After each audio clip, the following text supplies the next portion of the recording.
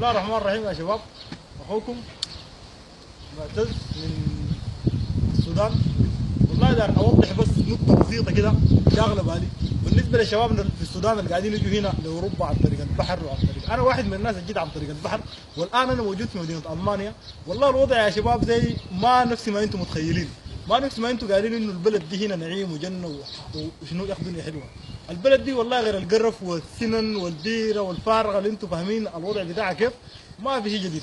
فيا اخي نرجو من الجماعه كلهم اذا الناس عندها فهم في راسها يا اخي لا تقعد في السودان ده وتجاسف هناك حنكه وتعيش جوا. فالواحد فيكم لو مرق من السودان وطلع اول ما يمرق والله غير الظلم ما بيشوف.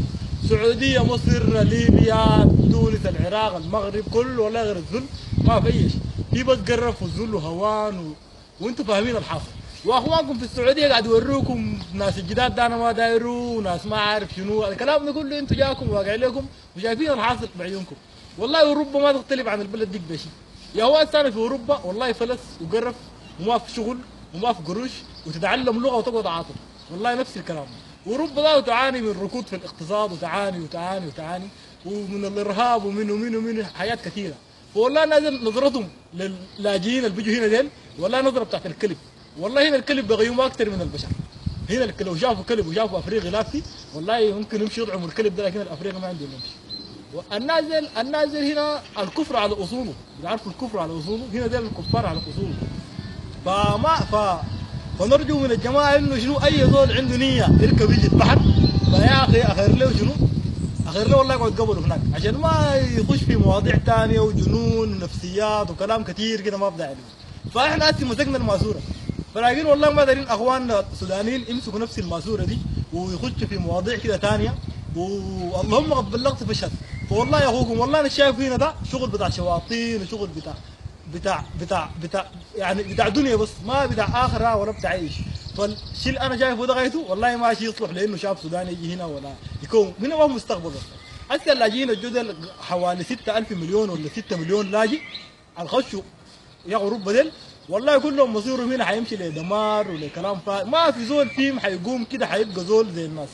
هنا فعلا بيدوك بيت وبيدوك قروش 330 يورو ويدوك ايش، لكن بيشيلوا منك ايش؟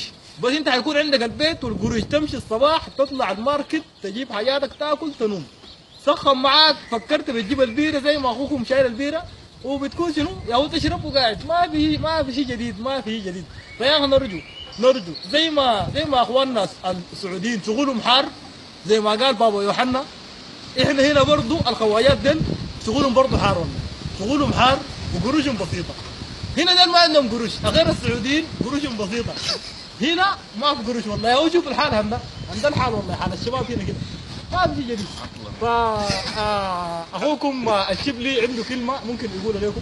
اقسم بالله داير اقول لكم حاجه، والله العظيم الاوروبيين دول شغلهم حار وقروشهم بسيط، والله تعبوكم تعب.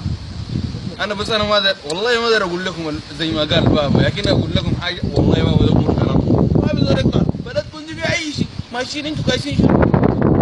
عندنا والله ما فاضي، يعني احنا دايم متبرطعين على النعمه دي هي في بلدنا فيه وما فاضي، يعني احنا قاعدين نجينا قله ادب وسفاهه منا، لكن الله يهدي كل سوداني.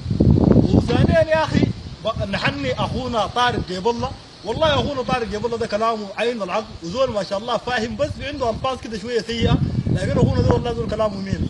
الزول زول فاهم الحنك وواقع له الكتاب، والله يزور عنده شفتن او يزور عارف انه شفت زور راسه والله يقعد هناك.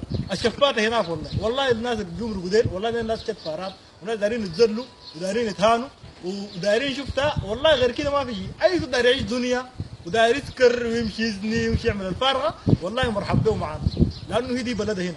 لكن عندك نيه داير قروش، داير حسابات، داير تبني مستقبل، داير تتزوج، داير اسره، داير كلام ثاني كثير، والله شوف لك سودان ينفعك.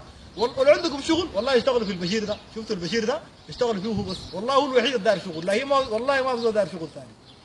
وشكرا لكم يا شباب لهذه الفرصه، واخوكم زي ما قلت لكم معتز ملقب بتايجر من مدينه الاسر الخرطوم، واخونا الشبلي من مدينه ام درمان.